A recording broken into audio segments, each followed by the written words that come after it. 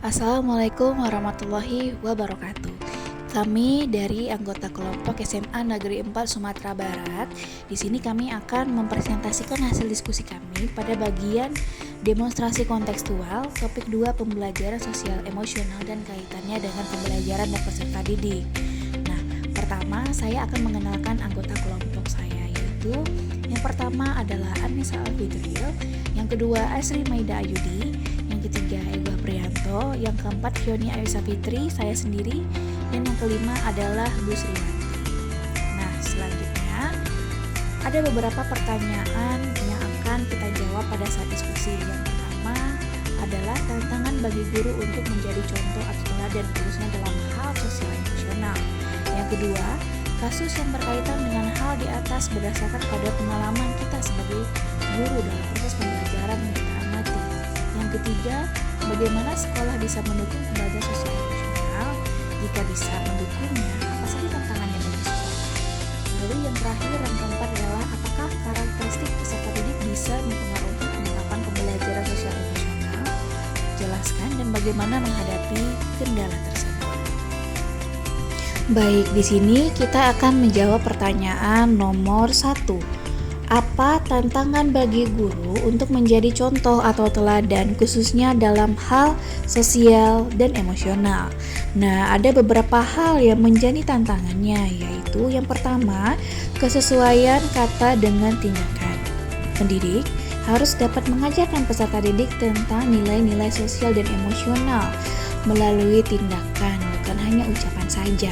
Di sini maksudnya adalah ketika kita ingin mengajarkan peserta didik dan mengarahkan peserta didik untuk tahu dan memahami nilai-nilai sosial dan emosional, maka kita sebagai guru tidak hanya bisa memberikan sekedar penjelasan saja atau sekedar ucapan saja. Melalui apa yang kita ucapkan itu tidak akan berpengaruh secara maksimal kepada peserta didik apabila kita sebagai guru tidak mengajarkan bagaimana caranya bertindak, bagaimana caranya mencontohkan dan memberikan teladan bagi mereka untuk memahami tentang nilai-nilai sosial. Misalnya, ketika kita ingin peserta didik kita memiliki jiwa yang bertanggung jawab, jiwa yang disiplin, bijaksana, dan tepat waktu dalam mengumpulkan tugas dan tanggung jawabnya, kita sebagai guru harus bisa memberikan teladan dan contoh yang baik bagi siswa. Seperti kita bisa memberikan bagaimana cara bertanggung jawab yang baik dan bagaimana caranya untuk menghargai sesama teman. Nah, itu kita lakukan berdasarkan tindakan yang kita ajarkan kepada peserta didik, sehingga peserta didik pun dapat memahami nilai-nilai tersebut dengan baik. Nah, yang B adalah kesadaran diri. Pendidik harus mengenali perasaan dan emosi mereka sendiri serta bagaimana mereka dapat menunjukkan perilaku positif dan empati kepada peserta didik. Nah, sebelum kita menjadi peserta didik, sebelum kita menjadi guru, dalam menghadapi emosi yang dimiliki oleh siswa, kita harus mengenali perasaan dan emosi kita sendiri dan dapat menunjukkan perilaku positif dan empati kepada peserta didik. Jika pada hari itu kita memiliki hari yang buruk, hari yang tidak enak di dalam kehidupan, kita tidak boleh menunjukkan perasaan negatif itu kepada peserta didik yang jumlahnya banyak. Ketika kita menunjukkan perasaan dan ekspresi negatif yang kita miliki, maka akan berpengaruh kepada emosi yang akan diberikan reaksinya kepada peserta didik, sehingga ketika peserta didik memiliki atau melakukan pembelajaran yang sedang diampu oleh kita, ketika kita memiliki emosi negatif tersebut, maka peserta didik pun juga ikut terpengaruh terhadap emosi negatif itu, sehingga kita harus secara profesional memiliki perasaan yang positif, emosi yang positif, dan perhatian yang baik dan bagus kepada peserta didik agar proses pembelajaran dapat berlangsung dengan maksimal, dengan semangat, dan dengan rasa bahagia yang dimiliki oleh peserta didik. Selanjutnya untuk yang C, mengenal kebutuhan peserta didik. Pendidik harus menyediakan lingkungan yang mendukung dan memberikan motivasi yang dibutuhkan peserta didik untuk berkembang secara sosial dan emosional, yang artinya pendidik harus menyediakan sarana atau waktu kepada peserta didik untuk diberikan motivasi yang dibutuhkan peserta didik. Nah, hal ini digunakan untuk perkembangan peserta didik baik secara sosial dan emosional sebelum masuk kepada kondisi pembelajaran yang kita berikan kepada peserta didik. Yang D, memahami keberagaman. Nah, pendidik harus memahami bahwa peserta didik memiliki latar belakang, kebutuhan sosial dan emosional yang berbeda-beda. Jadi, kita sebagai pendidik tidak bisa menseragamkan atau menyamaratakan bahwa semua peserta didik itu sama. Tidak seperti itu. Nah, mereka adalah pribadi-pribadi, individu-individu yang memiliki latar belakang yang berbeda-beda, kebutuhan sosial yang berbeda-beda dan emosional yang berbeda-beda. Maka, perlakuan dalam pembelajarannya pun sesuai dengan perbedaan itu. Nah, yang E, yang terakhir adalah peningkatan keterampilan sosial emosional. Jadi di sini pendidik perlu belajar bagaimana meningkatkan empati, komunikasi, manajemen emosi, serta keterampilan lainnya yang mendukung lingkungan belajar bagi peserta didik. Jadi kita sebagai seorang guru atau pendidik perlu memahami, perlu mempelajari baik dari berbagai sumber ilmu pengetahuan bagaimana caranya meningkatkan empati.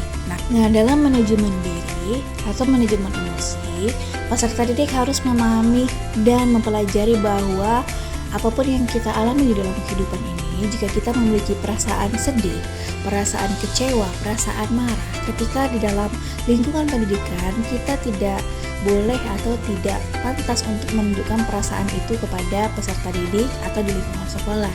Kita harus secara profesional menghadapi perasaan tersebut. Nah, contohnya pada saat proses pembelajaran, kita harus bisa memberikan perasaan yang positif atau emosi yang positif kepada peserta didik, sehingga dalam proses pembelajaran energi, semangat, dan sikap positif yang kita miliki akan mempengaruhi emosional dan pengembangan sosial emosional peserta didik, sehingga proses pembelajaran pun bisa terlaksana dengan baik dan bisa terlaksana dengan semangat dengan dorongan positif yang sudah kita berikan tadi kepada peserta didik.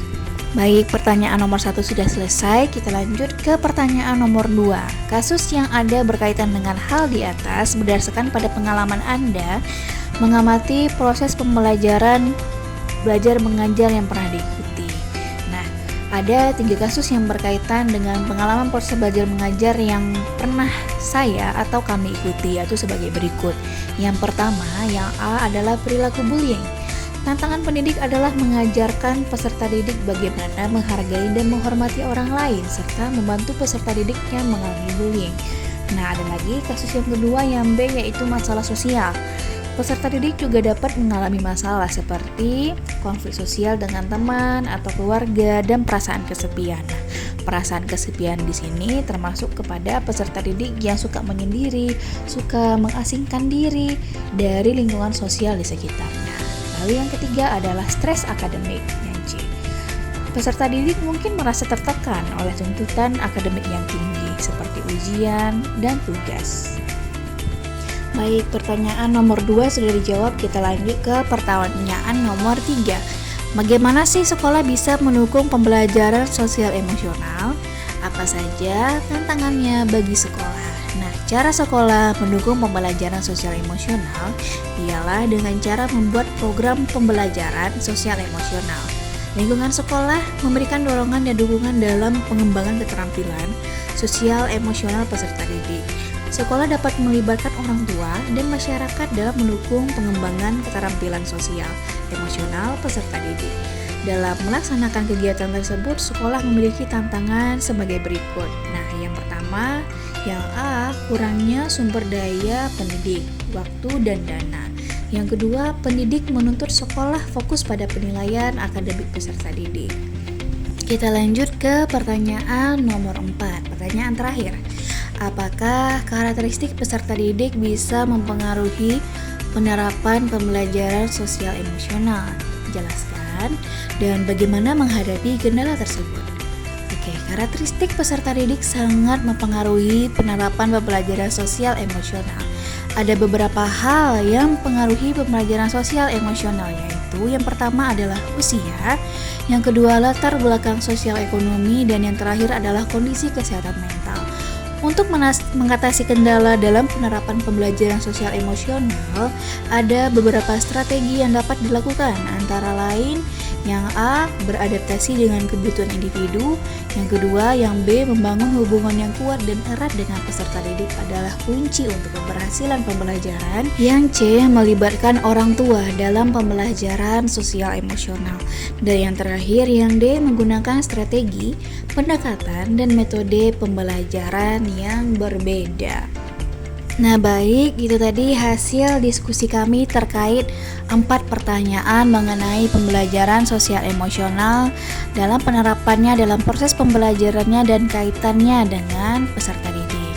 Semoga apa yang kita diskusikan hari ini dapat bermanfaat bagi kita semua, dan semoga kita dapat menerapkan ilmu tersebut pada saat kita mengadakan proses pembelajaran dan di lingkungan pendidikan. Sekian, apabila ada kesalahan kata, sikap, dan dalam penyampaian materi, kami mohon maaf. Terima kasih. Assalamualaikum warahmatullahi wabarakatuh.